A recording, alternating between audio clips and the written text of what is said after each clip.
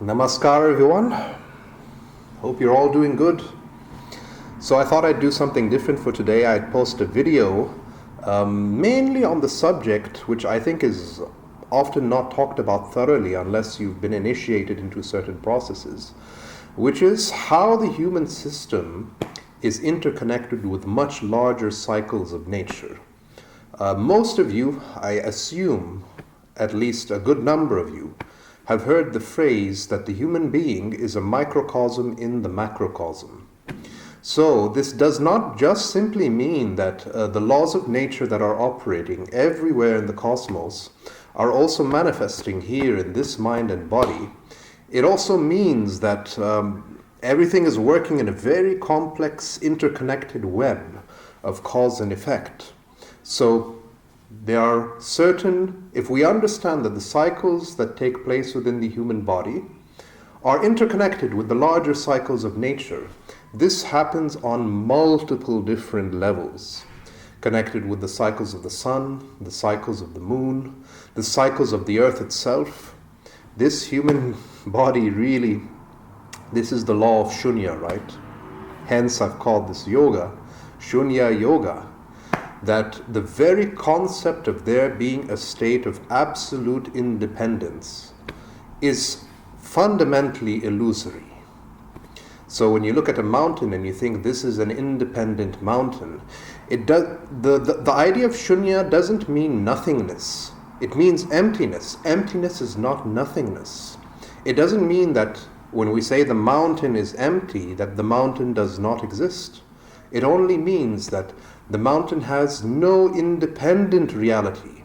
The concept of imposing a quality of independence upon anything in existence, including ourselves, is a result of the illusion of the ego. The I substance within the mind, this sense of there being the separate, independent self here in this body, and everything else is the other. This is just a bundle of identifications in the mind. That's all that it is. I don't even say that the ego exists. It doesn't even have a substantial existence. It appears to exist in the same way that a mirage appears to exist in the distance. It is the byproduct of a collection of attachments, a collection of identifications. And outside of those attachments, outside of those identifications, there's nothing there. There is no ego. So this sense of egotism creates a narrowness of perception. And because of this narrowness of perception, you're looking through a certain lens. And looking through the lens of the ego, you impose the same qualities upon everything. So because the ego perceives itself to be an independent reality, as long as you're seeing reality through this lens, you impose the same concept upon everything. The reason why it's not recognized that this sense of independent self is fundamentally illusory is just because the mind is clouded by many layers of craving, identifications, desires, wrong knowledge, and so on. So the solution to moving beyond this is a thorough mental purification. And what can help in this process of mental purification is learning how to attune yourselves to the cycles of nature, so that then you can tap into much potential energy that can otherwise be used for inner transformation. You can take something as simple as the breath. This interconnection between the microcosm and the macrocosm is also reflected within the breath. So there's a whole yoga that's dedicated to this. It's called Swara Yoga, the yoga of understanding the cycles of the breath. In a 24-hour period, there are certain rhythms that take place within the body and the mind at very particular timings. For instance, at certain times during the day, if you check the flow of the breath, in fact, why don't you try it now? Try it as an experiment. Block one nostril, exhale out the other. The same on the other side. Block the opposite nostril, breathe out the other. Do you notice, is there any difference between the flow of the breath? If not, perhaps both breaths are flowing equally, which is a very good sign, because this means that there's a state of equilibrium within the nervous system. Left brain and right brain hemisphere are more synchronized. So there is this technique of alternately breathing through the nostrils in order to establish this sense of equilibrium. And the equal flow of the breath happens at very particular times during the day. These are recommended as 4 main timings of yogic practice. One is the well-known Brahma Muhurta, which is, you calculate whatever is the time of sunrise. Geographically, this is relative depending on where you are on the planet. And you calculate an hour and a half before the time of sunrise. And this is a time when there tends to be a free flowing of the air through both nostrils. In terms of the subtle body, this means that the Sushumna, the central channel of the spine, has become activated. So if you can if you can tap into these particular transition points during the day when the Sushumna is active, then this can be a guidance for deepening meditation, for example. So this happens at 4 particular points during the day. There is now the main thing I wanted to talk to you about today. There is one technique which helps to facilitate this middle path, this middle pillar of balance, and that is Nadi Shuddhi, so-called alternate nostril breathing. It's very good for encouraging this state of equilibrium where the Sushumna has been activated in the spine. It is also very helpful as a preparation for meditation. The yogic tradition says that there's about 72,000 nadis, 72,000 energy pathways within the body. I don't literally believe in this. I think it's just, for me, it's more of metaphorical, if anything. Although I know some traditions have considered this literally.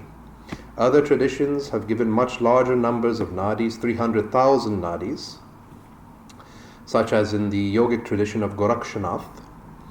But for me, the energy network of this body is so damn complicated that I don't think it can be reduced to a single number. We're not just talking about energy pathways within the gross body, we're also talking about the subtle body. But most of the yogic traditions say that if you practice this one technique alone, Nadi Shuddhi, it can purify and cleanse all 72,000 nadis within the body. And more importantly, it's one of those few yogic breath techniques which helps to establish one's energies within the Sushumna, central channel of the spine. So this is a safe technique to practice. Anybody can practice it more or less, doesn't have too many risks attached to it.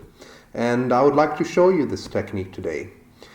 For those of you who are practicing meditation, consider doing this preparatory step before the meditation. And it goes like this. So I just want you to keep the spine erect. There's a hand position that will be used for this technique.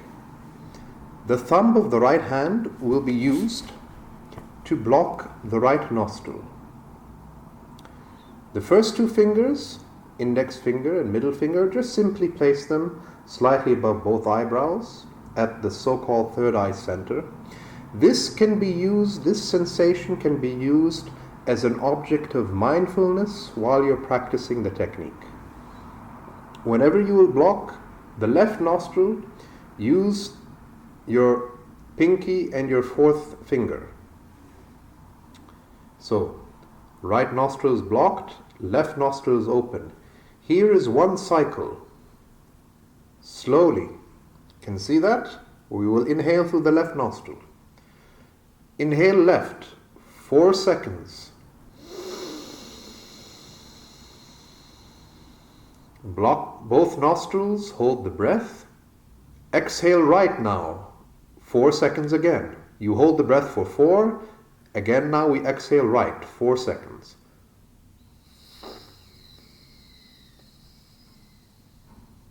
Inhale right, 4 seconds.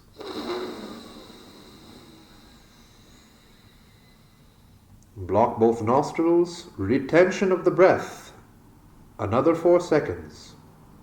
Completing the cycle, exhale left, 4 seconds.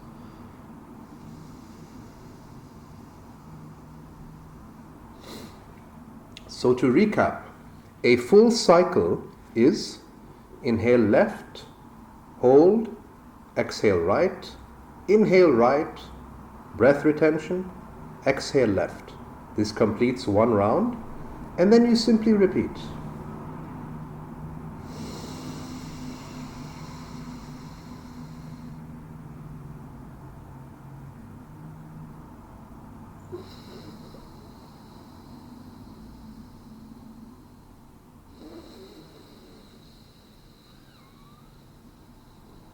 Try it now if you want.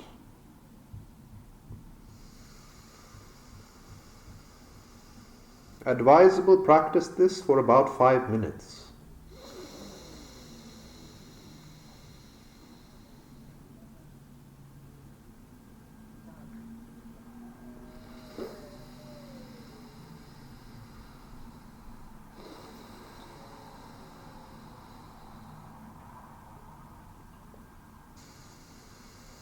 While you're breathing, make sure you're practicing abdominal breathing. So inhale 4, feel the abdomen expanding, enlarging like a balloon, slowly. Reaching the peak, hold the breath. Exhale right, don't push the abdomen, just simply let it go. Let it spontaneously and naturally relax. It contracts towards the spine. Full exhale, right nostril. Then inhale right. Hold. Exhale left. Let the abdomen contract. Repeat. Inhale left, 4 seconds. Hold. 4. Exhale right, 4. Inhale right, 4. Hold the breath. Exhale left, 4.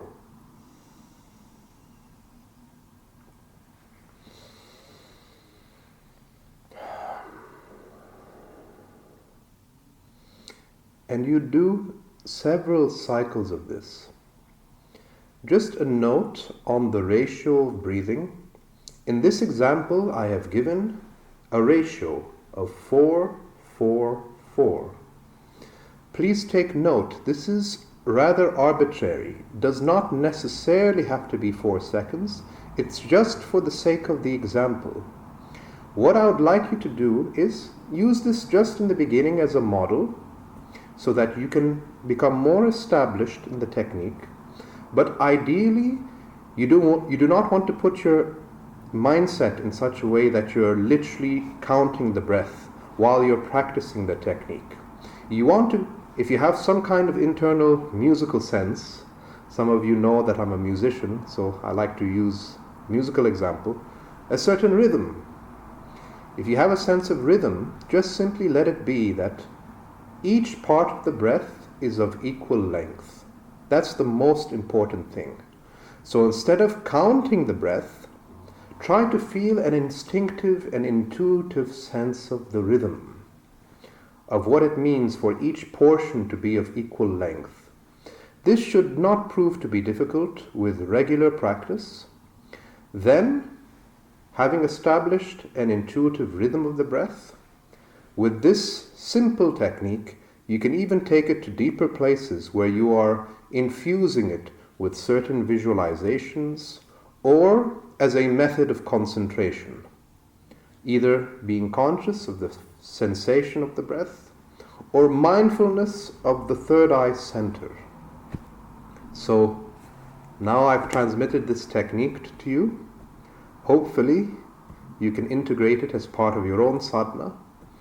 I will be posting a series of other more practical oriented videos like this. So stay tuned and namaskar. Many blessings.